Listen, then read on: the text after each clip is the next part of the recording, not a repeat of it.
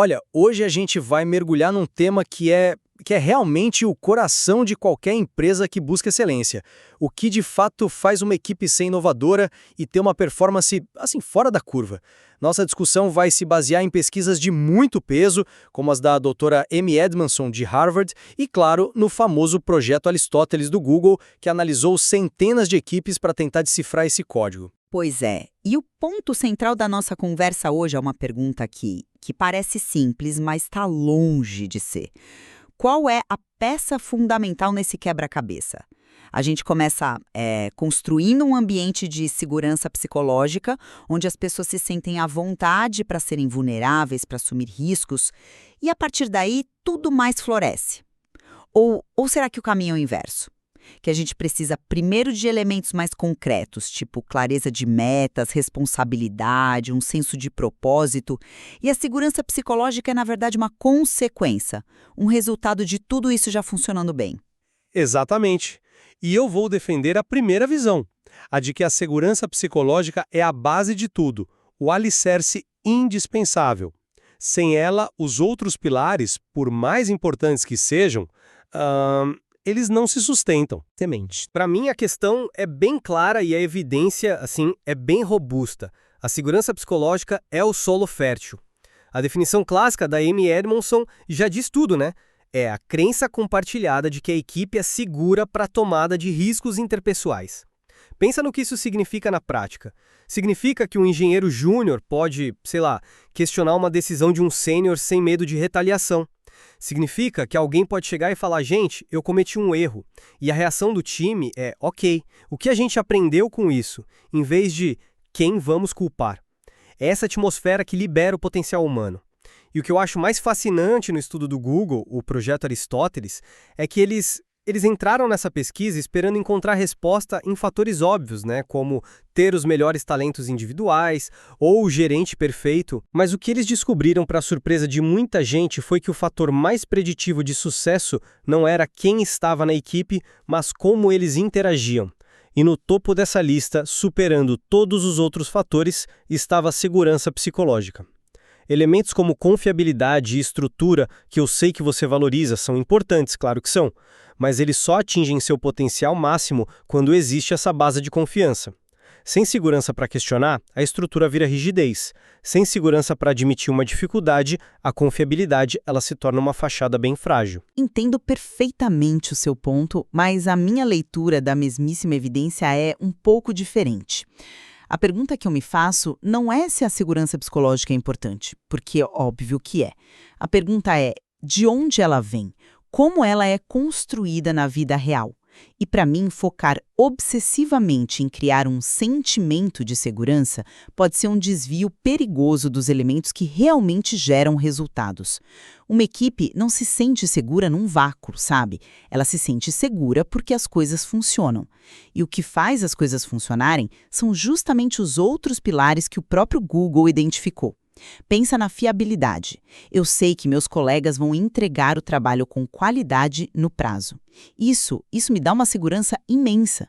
Pensa em estrutura e clareza. Eu sei exatamente o que esperam de mim, quais são as metas, como o meu trabalho contribui para o todo. Essa clareza acaba com a ansiedade, que é a inimiga número 1 da segurança. E por fim, o impacto. Eu acredito que o que eu faço importa. Então, quando você tem uma equipe onde todos são confiáveis, as regras do jogo são claras e o objetivo inspirador, a segurança psicológica surge quase que naturalmente. Ela é o resultado de um sistema que funciona, é o subproduto da excelência, não a causa.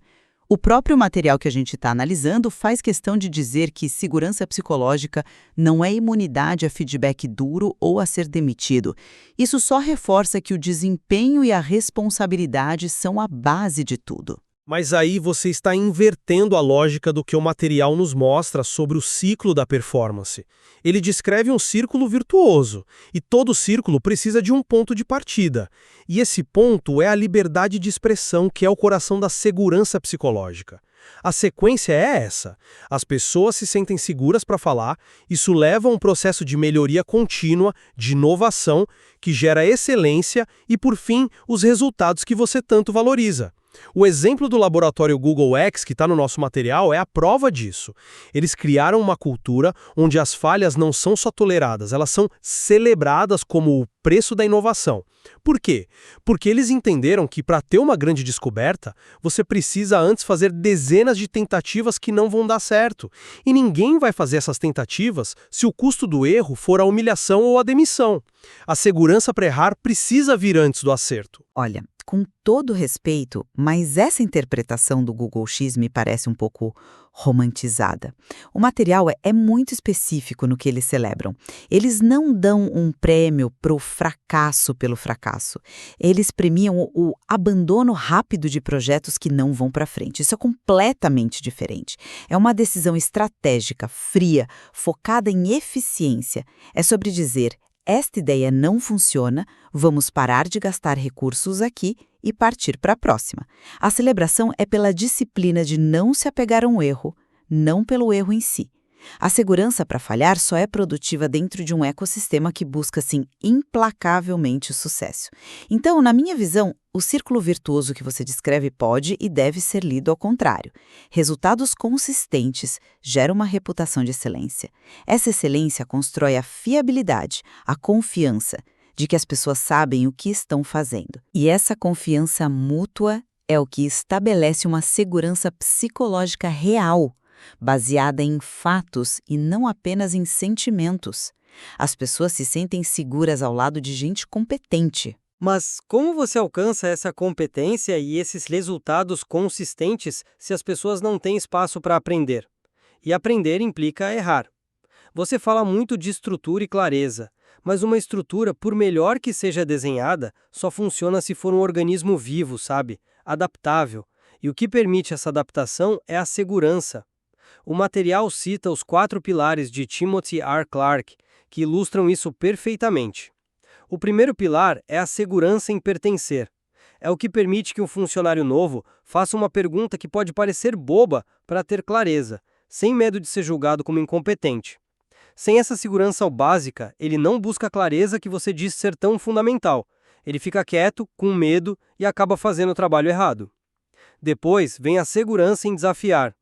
É o que permite que alguém, mesmo sem seu chefe, levante a mão e diga: gente, esse processo que a gente segue há 5 anos não faz mais sentido. Sem essa segurança, a estrutura vira uma prisão de regras obsoletas. As pessoas seguem o manual cegamente, mesmo sabendo que ele leva a um resultado ruim, só para se protegerem.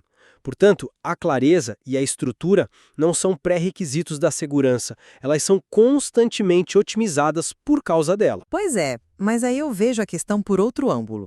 Você já esteve num projeto onde ninguém sabia direito qual era o objetivo, quem era responsável pelo quê, e as prioridades mudavam a cada dia? Esse cenário é a receita perfeita para a ansiedade, para a desconfiança e para o baixo desempenho. A falta de clareza é talvez o maior destruidor de segurança psicológica que existe. O estudo do Google, de novo, nos dá uma pista valiosa aqui. Eles descobriram que estrutura e clareza eram um pilar fundamental, enquanto fatores que a gente poderia achar que contribuem para o bem-estar, tipo ter um escritório bonito, a localização das pessoas ou mesmo o tamanho da equipe, nada disso era estatisticamente relevante para o sucesso. O que isso nos diz? Diz que ter as regras do jogo claras é muito mais crítico para o desempenho do que um sentimento abstrato de conforto. As pessoas precisam de um mapa e de saber qual o seu papel nessa jornada antes de se sentirem seguras para sugerir um atalho. A clareza provê a segurança fundamental, a segurança de saber onde você está pesando. Você não pode, como você mesmo disse, desafiar um processo que você nem sequer entende. A clareza vem primeiro. Mas a inovação, por definição, é sair do mapa, é se arriscar em um território desconhecido. E o risco é paralisante sem segurança. O nosso material de referência é explícito nisso. Sem segurança psicológica, as equipes ficam na mesmice, elas param de evoluir. E tem um ponto ainda mais profundo, que é a conexão direta com a saúde mental. Um ambiente sem segurança coloca o cérebro das pessoas em modo de sobrevivência. É um estado de alerta constante, de luta ou fuga, que fisiologicamente leva ao esgotamento, ao burnout e a uma série de outros problemas. E isso não é só uma questão humana, é uma questão de negócio. O material cita dados que mostram que para cada dólar que uma empresa investe na saúde mental de seus funcionários, ela tem um retorno de até 4 dólares em produtividade. Isso é uma prova matemática de que o bem-estar do indivíduo, que é a essência da segurança psicológica, não é um luxo, não é um sentimento abstrato ou um resultado final. É um investimento inicial que possibilita qualquer tipo de desempenho sustentável. É a saúde do motor antes de você sequer pensar em correr a corrida. Mas ninguém está discordando da importância da saúde mental. A questão é como a gente promove isso no ambiente de trabalho. E eu argumento que ter um propósito claro e ver o impacto do seu trabalho são dois dos maiores promotores de bem-estar que existem. O risco que você menciona para ser produtivo precisa ser direcionado. Uma equipe pode se sentir super segura e passar o dia todo num brainstorming gerando centenas de ideias. Certo, mas se essas ideias não estão conectadas a um propósito claro, que é o pilar do significado, e se elas não levam a um resultado tangível que o cliente ou a empresa valoriza, que é o pilar do impacto, então essa segurança toda não gerou valor, gerou apenas atividade, talvez até um falso sentimento de produtividade. A verdadeira inovação não é só ter ideias, é ter ideias que resolvem problemas reais e que avançam a estratégia da organização. É a combinação da segurança com uma direção clara, que produz a inovação de verdade. Voltando aos pilares do Timothy Clark, o terceiro é a segurança em contribuir. A palavra-chave aqui é contribuir. O objetivo é agregar valor. A segurança é o veículo que te permite fazer essa contribuição de forma mais eficaz. Não é o destino final. O destino é a contribuição de valor. Ao final desta conversa, a minha convicção, na verdade, se fortalece. A segurança psicológica é a camada fundamental, é o sistema operacional sobre o qual todos os outros programas, estrutura, fiabilidade e impacto, rodam. É ela que libera a capacidade humana para a criatividade, para a colaboração. Os outros elementos são, em grande parte, consequências de uma cultura onde as pessoas podem ser autênticas e vulneráveis. A pesquisa do Google, ao colocar a segurança não apenas como um dos fatores, mas como o mais crítico e preditivo de todos, estabelece essa hierarquia de forma muito clara. Ela é a variável que mais explica a diferença entre equipes medianas e equipes extraordinárias. E eu concluo reafirmando que a segurança psicológica é sim um componente vital, mas ele não existe no vácuo. Ele é parte de um sistema complexo e interdependente. Priorizar a clareza de papéis, a cobrança mútua por responsabilidade e um propósito que inspire a todos. Isso cria as condições objetivas para que uma segurança psicológica genuína e, mais importante, produtiva possa existir.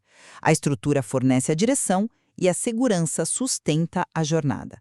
Ambos são indispensáveis, mas a clareza e a fiabilidade precisam vir primeiro para dar um sentido, um porquê para a segurança.